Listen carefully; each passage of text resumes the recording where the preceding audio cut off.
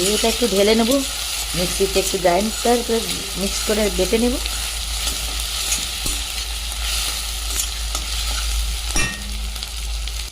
তার আগে একটু কালো সর্ষে দিয়ে দেব, একটু 1 চামচ পোস্ত দিয়ে দেব, মিক্সিতে একটু ঘুরিয়ে নেব। একটু ঘুরিয়ে নিয়েছি, এর ওপর এই মশলাটা দিয়ে দেবো, দিয়ে মিক্স করে এটা একটু এবার মিক্সিতে ঘুরিয়ে নেব বো করে। এবার ওই কড়াতে একটু তেল দিয়ে দেব, তেলটা গরম হবে। এবার এই মশলার সাথে একটু হলুদ দিয়ে দেব, একটুখানি গুঁড়ো লঙ্কা দিয়ে দেব, কারণ এই রান্নাটা প্রচুর ঝাল হয়, তবু আমি অত ঝাল করব না।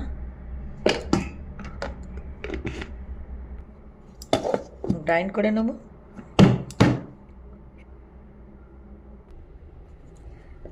বান্নাটা বাটা হয়ে গেছে, এদিকে আমি এই চিংড়ি মাছটাতে একটু নুন মাখিয়ে নেব, দিয়ে যে মশলাটা করেছি সেই মশলাটা ঢেলে দেব, ভালো করে মাখিয়ে নেব। আর দিয়ে দেব সর্ষের তেল, কাঁচা সর্ষের তেল একটু। চিংড়ি মাছটার রূপটা হয়েছে একবার দেখুন। আর দিয়ে দেব কাঁচা তেল, সর্ষের তেল।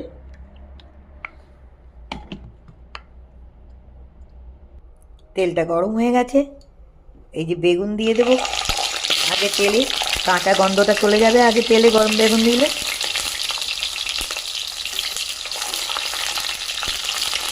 একটু দেব নুন ছড়িয়ে, কিছু পালং শাক দেবো গোটা গোটা,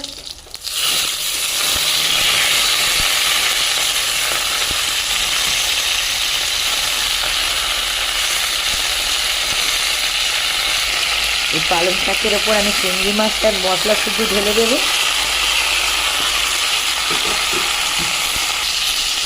এবার তার উপরে আবার পালং শাক দেবো,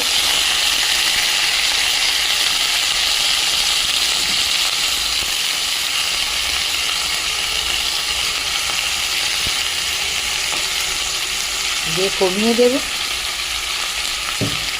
হালকা নুন ছড়িয়ে দেবো।